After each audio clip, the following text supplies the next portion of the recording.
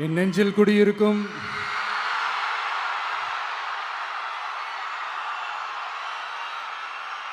கரூர் சொந்தங்கள், உங்கள் அனைவருக்கும் என்னுடைய வணக்கம்.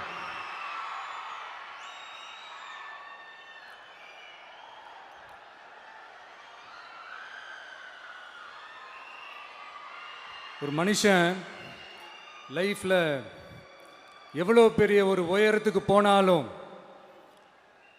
மனசளவில் சில வலிகள், காயங்கள் அதை மறக்க முடியாது இல்லையா? எல்லார் லைஃப்லேயும் அப்படி தான், நமக்கும் அப்படி தான். நிறையா வலிகள், காயங்கள் எல்லாத்தையும் தாண்டி தான் வந்திருக்கிறோம். ஆனால் எல்லாத்தையும் விட ரொம்ப ஜாஸ்தியான அந்த வலியும் அந்த காயமும் எனக்கு அந்த கரூர் சம்பவம் தான்.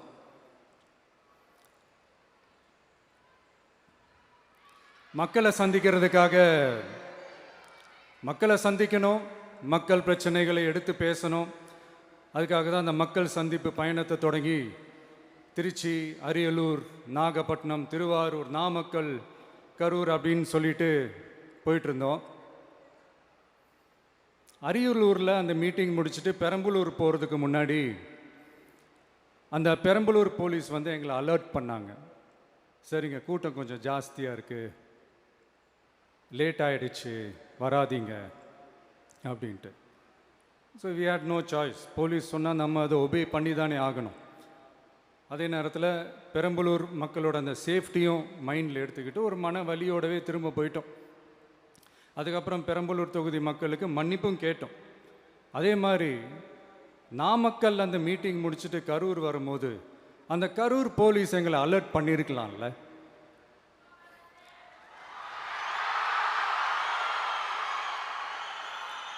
இல்லை சார், இங்கே எதிர்பார்த்ததை விட கொஞ்சம் கூட்டம் அதிகமாக இருக்குது, கண்ட்ரோல் பண்ண முடியல, வராதிங்க.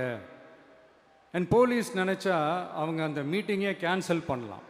ஏதோ தப்பாக இருக்குது, ஏதோ தப்பாக தோணுது அப்படின்னு நினச்சிட்டாலே they have all the rights to cancel the meeting. எங்ககிட்ட கேட்கணும்லாம் ஒன்றும் அவசியமே கிடையாது. ஆனால் அதையெல்லாம் எதுவுமே செய்யாமல் அந்த ஹைவேல இருந்து அந்த ஸ்பாட்டுக்கு போலீஸே எங்களை உள்ளே கூட்டிகிட்டு வந்து விட்டு அந்த நாடகம்லாம் இருக்குது பாருங்க.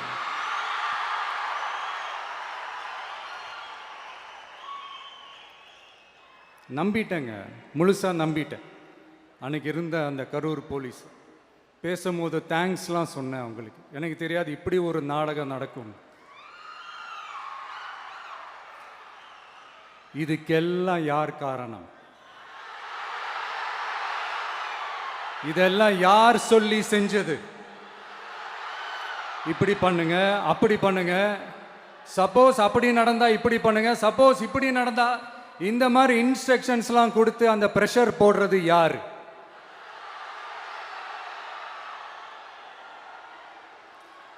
அந்த சம்பவத்தில் நம்ம யாரெல்லாம் இழந்திருக்கோம் தெரியுமா? ஒரு டிவியில் என் படமோ பாட்டோ வந்துச்சுன்னா, அம்மா விஜய் மாமா, அம்மா விஜய் மாமா அப்படின்னு சொல்லி அவங்க அம்மா கிட்ட சிரிச்சுக்கிட்டு அந்த டிவி ஸ்க்ரீனை போய் தொட்டு முத்தம் கொடுத்துக்கிட்டு என் அக்கா தங்கச்சிங்களோட தங்க பிள்ளைகளை இழந்திருக்கோம்யா. மழலை கூட சரியா வராதப்போ ஒரு பேப்பர் மேகசினில் என் ஃபோட்டோவை பார்த்தா அதை சிரிச்சுக்கிட்டு அந்த கள்ளங்கபடம் இல்லாத அந்த சிரிப்பு, அந்த கடவுள் மாதிரி இருக்கிற அந்த பச்சை பிள்ளைங்களை இழந்திருக்கோம்யா. என் அக்கா தங்கச்சி, அண்ணன், தம்பி, குடும்ப உறவுகளை இழந்து அந்த வலியோட இருக்கிற என்ன நீங்கள் ஏளனமாக பேசுகிறீங்களா? என் மேலே பழியை தூக்கி போடுறீங்களா? இப்படி ஒரு சம்பவம் நடந்துருச்சு. இது ஏன், எதனால், அதுக்கான பின்னணி என்னன்ட்டு அந்த வலியோட வீட்டில் உட்கார்ந்துட்டு இருக்கிறேன். ஓடி ஒளிஞ்சிட்டான்னு வர சொல்கிறீங்களா? வாயின்னு முன்னு இருந்தா என்ன வேணாலும் பேசுவீங்களா?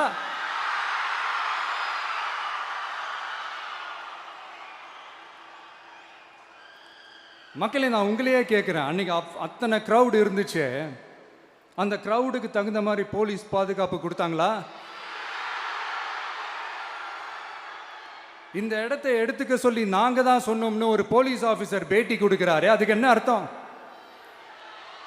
இவ்வளோ வலி, இவ்வளோ காயங்கள் கொடுத்துட்டு பழியை தூக்கி நம்ம மேல போட்டுட்டு அதுல ஒரு அரசியல் ஆதாயம் தேடுறீங்களேயா?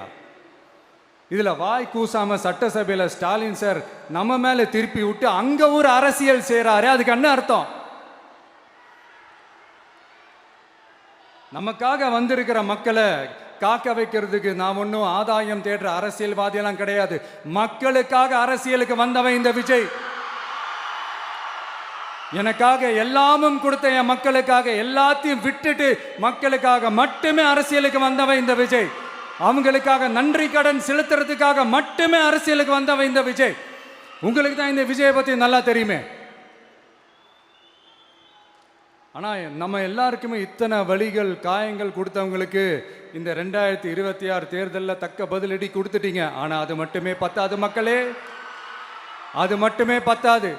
காலகாலத்துக்கும் எழுந்திருக்கவே முடியாத அளவுக்கு நிரந்தரமான ஒரு பதிலடியை நீங்க கொடுத்துக்கிட்டே இருக்கணும்.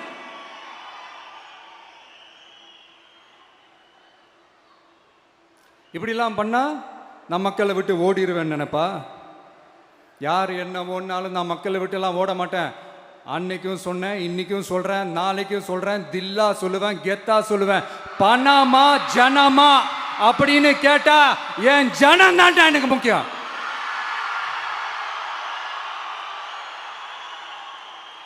மக்களே, உங்களை விட எனக்கு இந்த காசு பணம் முக்கியமா என்ன? இவ்வளோ குறைகள் நம்ம மேல சொல்றாங்களே, இப்ப நான் சொன்ன மாதிரி அவங்களால ஓப்பனா சொல்ல முடியுமா? அந்த தில்லு இருக்கா, திராணி இருக்கா? ஒரு கிடையாது. ஆனா நம்ம மக்கள் அமைச்சு கொடுத்த நம்ம அரச குறைகள் மட்டும் டிசைனா மாடலா குறைகள் மட்டும் சொல்லுவாங்க. ஒவ்வொரு டிபார்ட்மெண்ட்லயும் அந்த பார்ட்டி ஃபண்ட்,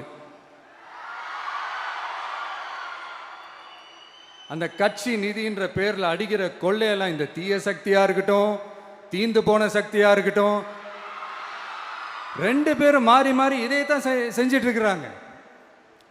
இதுல ஒரு ஹைலைட் காமெடி என்னன்னா, சட்டசபையில் பேசும்போது பார்ட்டி ஃபண்டுன்னு தான் சொன்னேன். அது எந்த பார்ட்டி, என்ன ஃபண்டு, யாரு, என்ன பேரு எதுவுமே சொல்ல. பார்ட்டி ஃபண்டுன்னு சொன்னவனை எடுத்தாங்க பாருங்க ஒரு ஓட்டம். எனக்கே ஃபர்ஸ்ட் புரியல, ஏன்பா ஓடுறாங்க? அப்படி என்ன நம்ம இப்போ சொல்லிவிட்டோம்? அதான் அந்த குற்றம் உள்ள நெஞ்சுக்கு தான் குறுகுறேங்கும். இது எப்படி இருக்கு தெரியுமா? எங்க அப்பா பீரோக்குள்ள இல்லை, எங்க அப்பா பீரோக்குள்ள இல்லை அப்படின்னு சொல்ற மாதிரி. ஐயோ, ஏன் கேட்குறீங்க? இவங்களோட செம்ம கூத்தா இருக்குங்க, செம்ம ஃபன்னா இருக்கு. சென்னையில் ஒரு பாலம் கட்டுறதுக்காக நார்மலாக ஆகிற செலவை விட அதிக செலவில், கிட்டத்தட்ட டபுள் மடங்கு செலவில் ஒரு டெண்டர் ஒன்று விட்டுருக்குறாங்க. அதையெல்லாம் தோண்டி எடுத்து அதெல்லாம் இப்போது கண்டுபிடிச்சி கேன்சல் பண்ணியிருக்கிறோம். இன்னும் எத்தனை கோடி ஊழல், எத்தனை லட்சம் கூடல் தோண்ட வருமோ எங்களுக்கே தெரில. ஒவ்வொரு முகமுடியாக கிழியுது. ஐயோ, இந்த விஜய் ஒவ்வொரு கதையாக எடுத்து வெளியில் விட்டுருவான் போலேன்ட்டு திரும்புகிற பக்கம்லாம் கதறல் கதறல் கதறல். காதலேருந்து ரத்தம் வராத குறை. ஆமாம், இப்படி ஊழல் ஊறி போனவங்க இப்படி தான் இருப்பாங்க. இந்த 50-55 நாட்களில் அங்கே செஞ்ச சில விஷயங்கள்லாம் சட்டசபையிலே எடுத்து சொன்னேன். பட் இங்கே ஒரு சில விஷயங்கள் சொல்லணும்னு நினைக்கிறேன். இந்த மின்சாரத்துறையில் இதுக்கு முன்னாடி போட முடியாமல் இருந்த அந்த பதவி உயர்வை இப்போ தான் எங்களால் போட முடிஞ்சுது. அதுக்காக ஒரு அக்கா அழுதுகிட்டே ஒரு நன்றி சொன்னாங்களே, அதெல்லாம் உங்கள் கண்ணில் படாது அந்த வீடியோலாம், குறை சொல்கிறவங்களுக்கு. அடுத்து லஞ்சம்லாம் ஒழிக்க முடியாது, ஊழல்லாம் ஒழிக்க முடியாது, அதெல்லாம் பிளட்டிலேயே ஊறி போய் இருக்கு அப்படின்னு சொன்னவங்க போய் ஒவ்வொரு கவர்மெண்ட் ஆஃபீஸாக பாருங்க. ஒரு பைசா லஞ்சம் இல்லை, ஒரு பைசா ஊழல் இல்லை. வேலையெல்லாம் சும்மா டக்கு டக்கு டக்குன்னு நடக்குது. ஒரு பெரியவர் ஒருத்தர் சொல்றாரு, தம்பி வேலையெல்லாம் நடக்குது, ஆனால் அதையும் தாண்டி எங்களுக்கு மரியாதை கொடுக்குறாங்க தம்பி, உட்கார வச்சுலாம் பேசுகிறாங்க. இதெல்லாம் இதுக்கு முன்னாடி நடந்ததே இல்லை. அவனை போய் பாரு, இவனை போய் பாரு, இந்த ஆஃபீஸரை போய் பாருன்னு சொல்லி அலைய விடுவாங்க. இப்போ லஞ்சம் இல்லை, ஊழல் இல்லை, வேலையெல்லாம் உடனே நடக்குது. மக்கள் அப்படி ஒரு பெருமூச்சு ஒன்று விடுறாங்க. அதை பார்த்து நமக்கு அப்படி ஒரு ஹாப்பினஸ். இதுக்கு மேலே என்ன வேணும்? ஏன் இதெல்லாம் பண்ண முடியாது? மனசுன்னு ஒன்று இருந்தால் பண்ணலாம். இப்போ பண்ணலை. அதே மாதிரி இந்த எல்என்டி நிறுவனத்தோட 18,600 crore-க்கு 3 திட்டங்கள் அந்த ஒப்பந்தம் அந்த கையெழுத்து போட்டிருக்கிறோம். கிட்டத்தட்ட 8,200 பேருக்கு வேலை வாய்ப்பு. நான் சொல்கிறது அந்த 3 மாவட்டத்தை சேர்ந்தவங்களுக்கே அவ்வளோ வேலை வாய்ப்பு. குறுவை சாகுபடிக்காக 134 கோடியில் அந்த சிறப்பு தொகுப்பு திட்டம் அறிவிச்சிருக்கிறோம் நம்ம விவசாயிகளுக்காக. இப்போவும் சொல்கிறேன், நம்ம விவசாய பெருமக்களே, உங்களோட இந்த அரசு கூடவே நிற்கும். பெண்கள் பாதுகாப்புக்காக சிங்கப்பெண் அதிரடி படை, அது உங்களுக்கு நல்லா முன்னாடியே தெரியும். வரப்போகிற அறிஞர் அண்ணா அவர்களுடைய பிறந்த நாளில் உங்கள் அண்ணனுடைய அரசில் தாய் மாமன் தங்க மோதிர திட்டம் அறிவிக்கப்படும். இதெல்லாம் கேட்டாங்களே, வாக்குறுதி கொடுத்தீங்களே, என்னாச்சு என்னாச்சுன்னு. இந்த தீய சக்தி மாதிரி ரீல் தாய் மாமன்லாம் கிடையாது, ரியல் தாய் மாமன். எப்படி ரியல் தாய் மாமன்.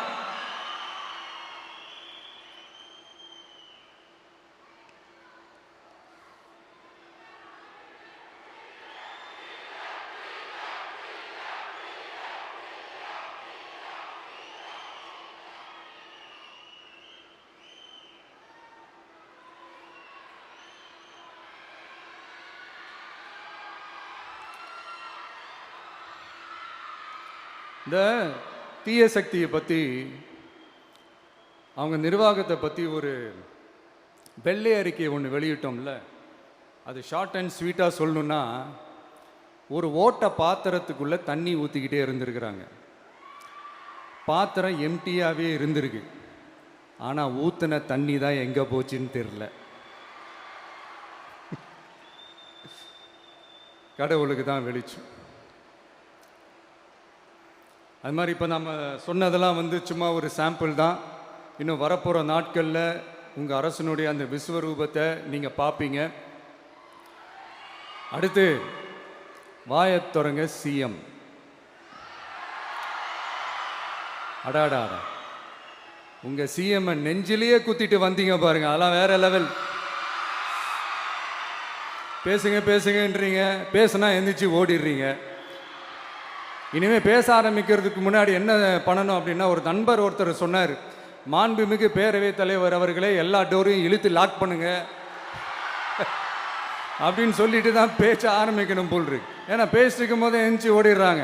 5 நிமிஷம் பேசுனதுக்கே குளத்தூரில் கொத்து பரோட்டா போட்டாங்க. இதுக்கு மேலே பேசினா மொத்தமாக முடிஞ்சிடும், பார்த்துக்கங்க. நாம் அரசியல் பேசினா விஜயெல்லாம் அரசியல் பேசலாமா அப்படிங்கிறது. சரிப்பா, நமக்கு எதுக்கு வம்பு, நம்ம பாட்டுக்கு நம்ம வேலையை பார்ப்போம், எதுக்கு அவங்கள பற்றி பேசிக்கிட்டு அப்படின்னு இருந்தால் விஜய்க்கு அரசியலே பேச தெரில அப்படிங்கிறது. இப்படியே மாறி மாறி மேகதாது அணையை பற்றி என்ன தெரியும், விஜய் அதை பற்றி பேசலை. இப்படி நம்ம அரசியலுக்கு வந்ததுலேருந்தே ஒரு கூட்டம் குறை மேலே குறையா சொல்லிக்கிட்டு, பாட்டுக்கு பாட்டு கச்சேரி எங்களுக்கும் பண்ண தெரியும், பண்ணலாமா? இந்த மேகதாது அணை சம்பந்தமான அந்த வழக்கில் தமிழ்நாட்டோட பெட்டிஷனை சுப்ரீம் கோர்ட் எப்போ ரிஜெக்ட் பண்ணுச்சு? அப்போ யார் ஆட்சியில் இருந்தா? ஏன் ஒழுங்காக வாதாடல? நீங்கள் ஒழுங்காக வாதாடி இருந்தீங்கன்னா அதை ரிஜெக்ட் பண்ணியிருக்க மாட்டாங்கல்ல. ஏன் ஸ்டாலின் சார் வேணும்னே விட்டுட்டாரா? ஏன் இப்படிலாம் கேள்வி கேட்கலாமா? இப்படிலாம் கேள்வி கேட்டால் தான் மேகதாது அணையை பற்றி பேசுனதா அர்த்தமா? ஏன் அந்த ஸ்டேட்டு சிஎம் பேசுகிறாரு, நீங்கள் ஏன் பேசலை அப்படின்னா, நம்ம ஸ்டேட்டோட உரிமையை எங்கே நிலைநிறுத்தணுமோ அதுக்காக வேலை பார்க்குறது மட்டும்தான் முக்கியம். சும்மா சவால் விட்டுக்கிட்டு சீண்டிப்பார், நான் யார் தெரியுமா, தொட்டுப்பார், இப்படிலாம் பேசிக்கிட்டு இருந்தால் வேலைக்கு ஆகாது. சும்மா பேசி பேசி பிரச்சனையை வளர்த்துக்கிட்டு யார் மேலேயாவது பழியை தூக்கி போட்டுட்டு அப்புறம் மக்களை அம்போன்னு தெருவில் விட்டுட்டு இப்படி தான் ஒரு அரசியல் பண்ணணும்னா அந்த அரசியல் நமக்கு தேவையும் இல்லை, அதை நம்ம செய்யவும் போகிறதில்ல. Talk less work more mode தான், அதுதான் நம்ம பாலிசியே. அதனால தான் சட்டசபையில் அந்த அரசினர் தீர்மானம்னு சொல்லி ஒன்று கொண்டு வந்தோம். அது எப்படி டு டேக் இட் ஃபார்வர்ட், எப்படி கொண்டு போகணுமோ அதை சரியாக செய்வோம். சென்ட்ரல் கவர்மெண்ட்லேருந்து அந்த டீலிமிட்டேஷனை திரும்ப கொண்டு வர போகிறதா ஒரு பேச்சு ஒன்று அடிபடுது. யார் என்ன டீலிமிட்டேஷன் கொண்டு வந்தாலும் தமிழ்நாடு அது ஒத்துக்காது. நமக்கான இடத்த யாரும் பறிக்கவும் முடியாது, அது பறிக்கவும் விட மாட்டோம். இப்படி நாம் இருக்கும்போது இந்த தீய சக்தி திமுக எங்கே போய் நிற்குது, யார் கதவை தட்டிக்கிட்டு நிற்குது, அது உங்களுக்கே நல்லா தெரியும். மக்களே, இந்த தீய சக்தியும் தீந்து போன சக்தியும் வேறலாம் இல்லை, கூட்டு களவாணிங்க. சொல்ல முடியுமா அவங்களால? எங்களுக்குள்ள ஒட்டும் இல்லை, உறவும் இல்லை, அறிவிக்க முடியுமா? நிரூபிக்க முடியுமா? இந்த வரப்போகிற இடைத்தேர்தலில் அதை நிரூபித்து காட்டுங்க, அப்புறமா பேசுங்க. மக்களை, என் மனசை விட்டு கரூர் எப்பவும் நீங்கவே நீங்காது. நமக்கு ஏற்பட்ட வேதனையான சம்பவத்தை, நமக்கு எதிராக நடந்த சதிய சூழ்ச்சிய இனி வர்ற ஜென்ரேஷனும் அவங்களுக்கு தெரியப்படுத்தணும்ல. அதுக்காகவே இனி ஒரு அரசியல் சதிய, அரசியல் சூழ்ச்சிய யாரும் யோசிக்கவே கூடாதுன்றதுக்காகவே கரூரில் ஒரு நினைவு சின்னத்தை நம்ம டிவிகே சார்பா அமைக்கப்படும் அப்படின்றத அறிவிக்கிறோம். அப்புறம் கரூர்ல இருந்து ஒட்டுமொத்த தமிழ்நாட்டு மக்களுக்கும் சொல்றேன், உங்க டிவிக்கு அரசு உங்களுக்காகத்தான் உழைக்கும். அடிப்படை வசதிகளை முதல்ல நிறைவேற்றணும். ஒரு பக்கம் நிதி நிலைமையை சரி செஞ்சுக்கிட்டே, இன்னொரு பக்கம் அப்படியே நாம் சொன்னதில் ப்ரையாரிட்டி பார்த்து ஒவ்வொன்றா படிப்படியாக நிறைவேற்ற ட்ரை பண்ணுவோம். இது எப்பவும் உங்களுக்கான அரசாக தான் இருக்கும். இந்த விஜய் உங்கள் விஜயாக தான் இருப்பான். நீங்கள் உரிமையோட உங்கள் கவர்மெண்ட்டை நீங்கள் அணுகலாம்.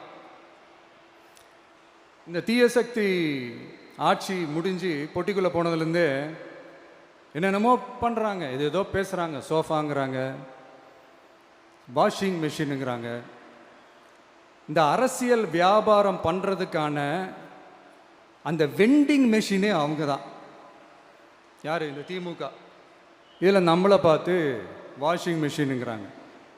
எலெக்ஷனில் ஓட்டுக்கு காசு கொடுக்குற அந்த கலாச்சாரத்தையே, அந்த கல்ச்சரை அடித்து நொறுக்கி இருக்கிறோம். எலெக்ஷன்லேயே அப்படி வேலை பார்த்தோம் நாம. நமக்கு எதுக்கு இந்த குதிரை, கழுதை, ஒட்டக பேரெல்லாம்? மக்களின் பக்கம். அப்படி இருக்கும்போது நமக்கு எதுக்கு இந்த பேரெல்லாம்? இந்த திருட்டு திமுக ஆட்சியை வச்சுக்கிட்டு ஊரடிச்சு ஒலையில போட்டு இந்த கொள்ளையை அடிச்சதுனால தான் உங்க கரூர் கம்பெனி ஓனர் ஒருத்தர் எங்க எங்க இருக்காருன்னே தெரியாம ஓடு ஓடு ஓடு ஓடு ஓடு ஓடு ஓடு ஓடு வராம் பாரு வேட்டக்காரன் ஓடினே இருக்கிறாரு. இன்னொருத்தர் ஃபாரின்ல போய் ஒளிஞ்சுக்கிட்டார். ஃபாரின் ஸ்டாலின் சார்ன்னு நினச்சிட்டு போறீங்க. அவர் இல்லை. எனக்கு எப்பவுமே ஸ்டாலின் சார் மேல ஒரு தனி பாசம் ஒன்று உண்டு. அவர் கிடையாது, இவர் வேற. சிங்கப்பூருக்கு செக்கப்புக்கு போனார்ல அவரு.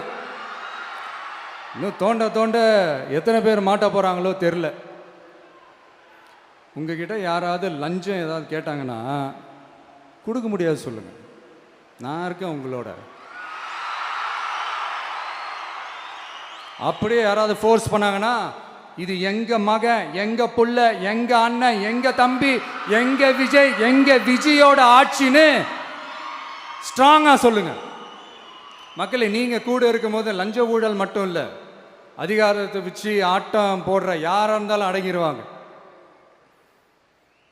இந்த கடமை, கண்ணியம், கட்டுப்பாடுன்ட்டு ஒரு காலத்தில் கொள்கையோடு இருந்த கட்சியெல்லாம் இன்னைக்கு